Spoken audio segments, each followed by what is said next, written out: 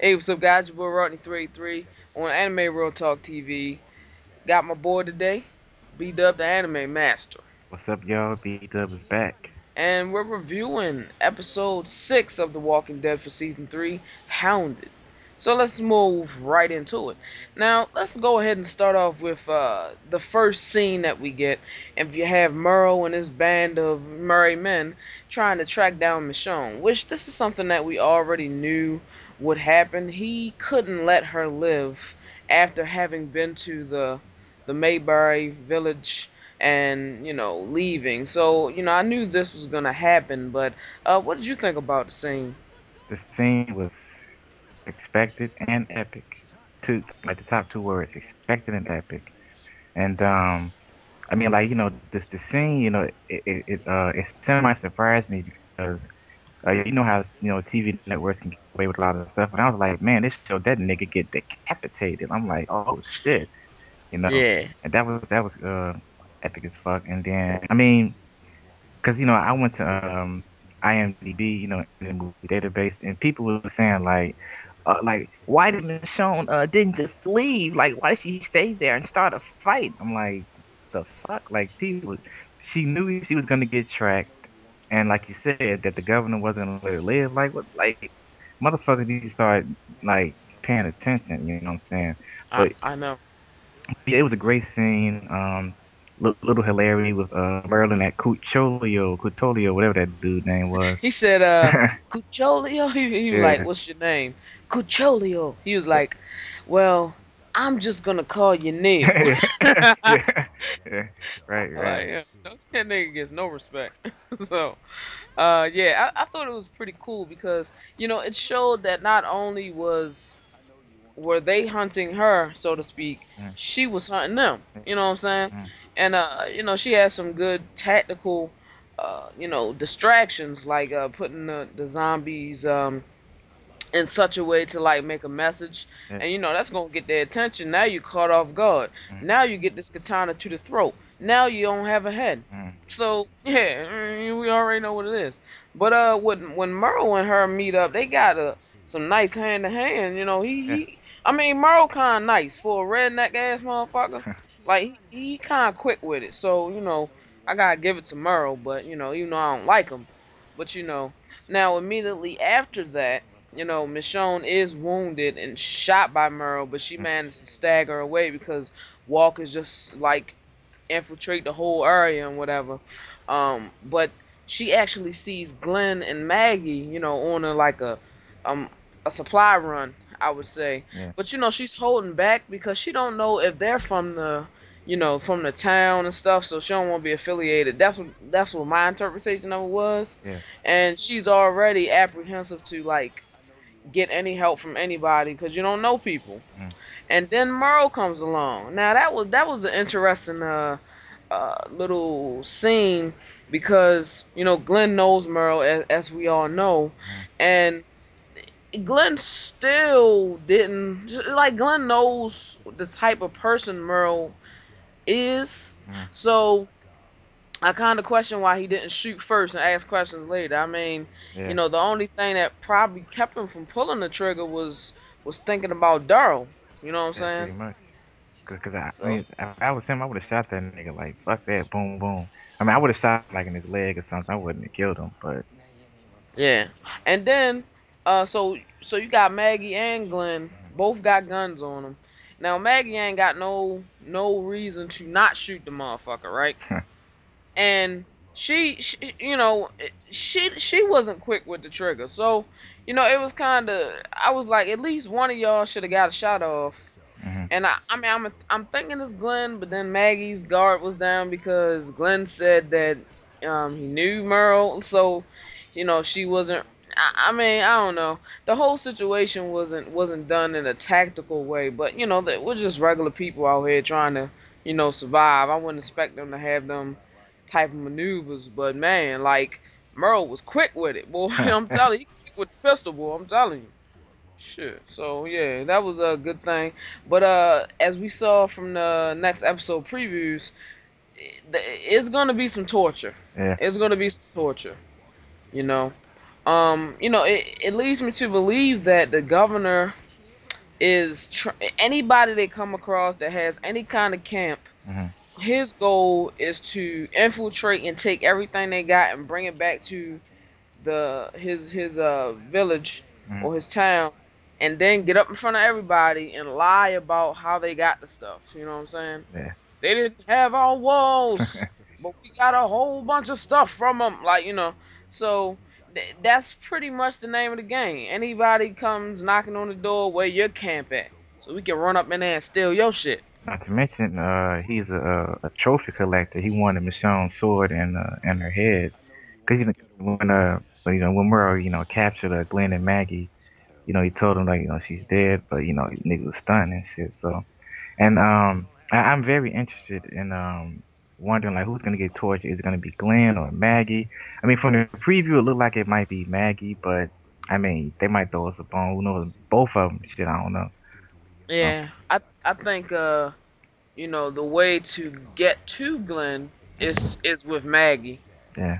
I think Glenn, maybe in the first season, he would have cowered in fear and just he had no balls.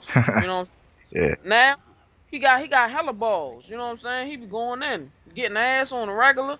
So he's not the same little breakable little boy as he was. I think he's gonna surprise us and hold out, regardless of what they do to him. At least for a reasonable amount of punishment. You know what I'm saying? Cause I think they're gonna be whooping his ass.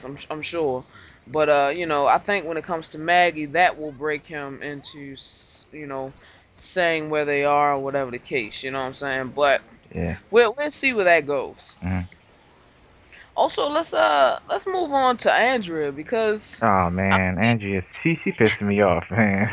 yeah, at this point, she's a hoe. You know, she's a hoe. She got with Shane. See, and I think she's attracted to guys with that's in charge. Uh-huh. With power or guys that take charge. I would say, which is common. Mhm. For women to be attracted to those type of men. Whatever's clever. But it just seems like she's gonna be the she's fucking everyone. You Yeah, know what yeah, I'm pretty saying? much. So it is what it is, and she actually kind of likes the way they handle the zombies there, like the zombie games and stuff like that. Mhm. She has a little fire in her that wants to like go out there and kill zombies, that adrenaline rush, and she actually kind of likes it there and fits in more than I originally thought. I originally thought that she was gonna be appalled and she was gonna be on the next ticket out of there, but Mhm. they look like they made for each other. It looked like. Yeah, I agree because the chemistry between the governor and Andrea, you can kind of see a sense of like what's the word I'm looking for? Familiarity. How do you say that word? It's like they're like 90% compatible. It's like the governor, he's like weirdo trophy collector, other crazy shit. Andrea, she just like strong man and she thinks with her vagina. And she's a little, Mm. crazy and like as far as like she got that urge to like, take out the zombies and I guess feel in control in her own way. But I mean shit, like the character development for her is interesting. Like like you would think that like you said, she was just like, oh fuck that, I'm appalled, I'm out of here. But she's like, hey, fuck it, what I'm saying, I'm comfortable, I got some dick, and I get to have some fun with some zombies. Fuck it. Yeah, pretty much. That's pretty much her mindset. Yeah. So and not to mention like throughout all the episodes with the governor, she was like inching closer and closer to the governor, like conversation wise and whatnot. Yeah. And it's kind of crazy because they flipped it around, Mhm. whereas though it seemed like the governor was trying to get her drunk all the time and stuff like that, but what she was really doing was just you know like basically it was a mutual thing. You know what I'm saying? Yeah. So yeah, that's we'll see what happens to her character. Because I think when Rick and the others meet up with the governor, eventually it'll be interesting for them to meet up, and because it's always going to be a thing of like, you're going to have people who know people that you know, but they're not there with you. So it's going to be like, well, I know an Andrea. Is it the Andrea that I know? Like, you know what I'm saying? Yeah. So we'll see if if they get the information from Michonne and stuff. That'll be funny to hear.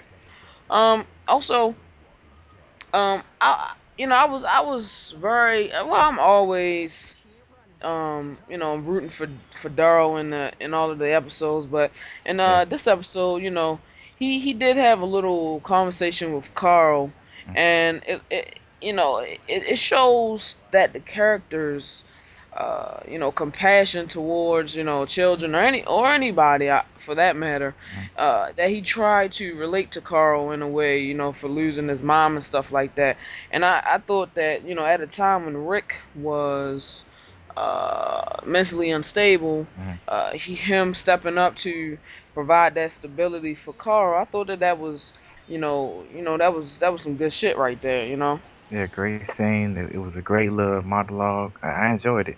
Some people were saying, it was out of place and comical, but I'm like, once again, people just being idiots. I thought the scene was very well placed, in my opinion.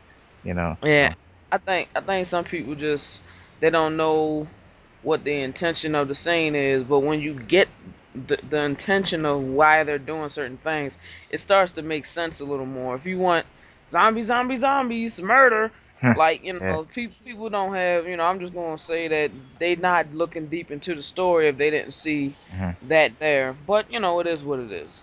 Also, Daryl finds Curl's knife Yeah. inside of a walker. So you want to go ahead with that? And like for a minute, like the scene when everything's pretty much winding down and he's like stabbing the floor and the doors like it's kicking and shit, because Daryl think that it's a slow winded zombie in there, or walk or whatever you want to call it, and like in that scene right there he was like pissed off that because he thinks Carol is dead, and like for a quick second there I thought they was going to pull a Sophia and have her ass Hmm. being there dead. I'm like, oh, they finna do that. I was like, that's gonna piss me off.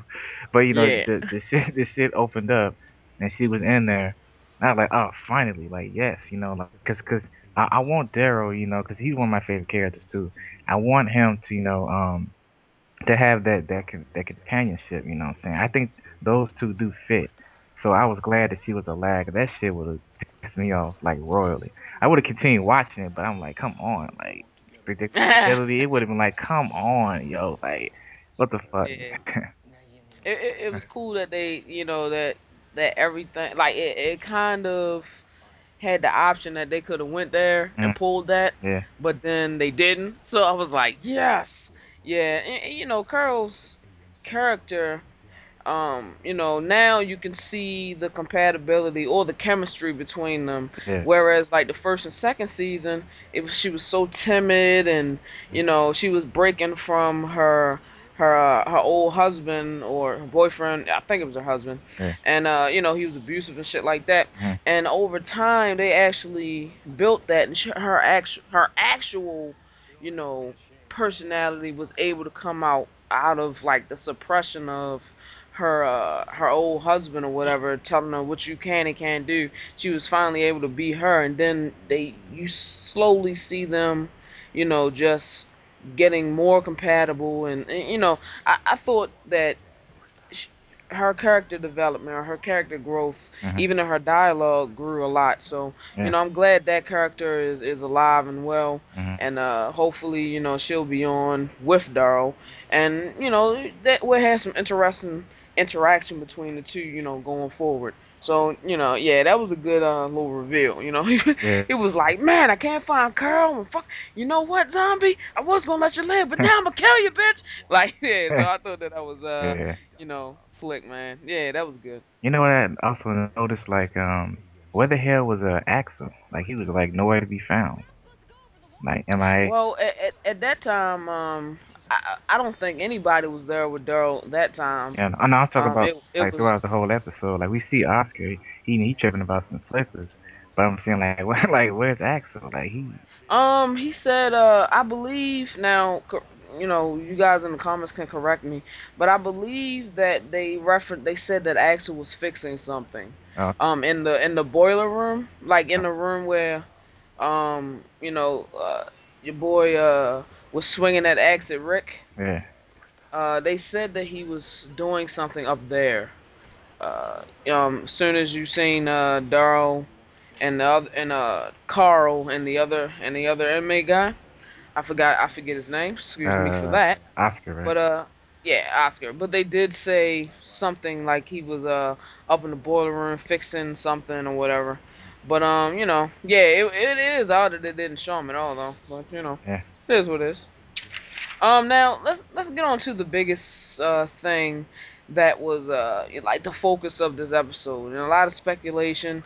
Even we speculated yeah, that the phone calls could have been like from people or whatever, and came to find out it was all in his head, yeah. Rick. Mhm. And now going, I would say after the second call, it was clear that it wasn't real. Yeah. You know what I'm saying? A couple of things tipped it off was, uh, like just the things that the person was saying on the other end. It was like almost as if it was trying to get him to confront his past or the things that upset him the most, and to accept them and move on. Putting the deaths of Lori and stuff in his face, Mhm. so to speak, so he can get over it. Which I thought that was, it made sense why they were doing it. Also another thing is real subtle, but Herschel came down there, talked to him, and he told Herschel about the phone calls, and Herschel picked up the phone, and I don't think he got a dial tone. Yeah. And I'm not sure, but the phone might not have even been plugged in. Yeah. Um, but I thought that was a telling sign that the way Herschel looked at him after picking up the phone was like, yeah, no dial tone, nigga, you going crazy. Exactly. So but what'd you think about that, man? Yeah, I thought the whole scene was great. I like how cause cause after the episode, I had to check and see if cause they said the voices was the past cast members, and Mhm. it was the original cast members' voices too. So that was Yeah, neat. I liked that. And a funny scene, like a little funny scene in that particular scene was when Herschel, when he asked Rick, "Do you want me to stay?" And then Rick's like, "No." Then Herschel, he was like bobbing his head for like 20 damn minutes. That yeah. I was like, what the fuck is he? What is that? Did you get his line or something? He But like you yeah, like you alright? yeah, Yeah. Yeah. Another thing about the phone calls was that in the earlier, well, I wouldn't say in the earlier, well, I would a little bit. yeah, On some of the calls, they did a good job at distorting the voices a little bit, uh-huh, having like a little static on top of it. yeah, Now they had to do that with Lori's voice because that was like fresh. We would have yeah, been like, that's Lori's voice, because uh-huh, we just saying her like last episode or yeah, 2 episodes ago, whatever, right? uh, But with the other cast members, it was so long ago since we seen them mhm, or heard their voices on the show that we would have never made that connection. uh, I'd be surprised if anybody made that connection like immediately yeah, on who it was, 'cause, because it was so long ago. yeah, Kudos if you was able to do that, but I don't think anybody was able to. I mean, I don't know. mhm. Maybe I'm wrong. I mean, I didn't, so yeah, Yeah, I didn't. But um, and it was also cool because he actually overcame that psychological hurdle. It was almost therapeutic in a way for him to, uh, within himself to deal with that. mhm, And them showing us outwardly, like in the show, what going on in somebody else's brain, I thought that was kind of cool.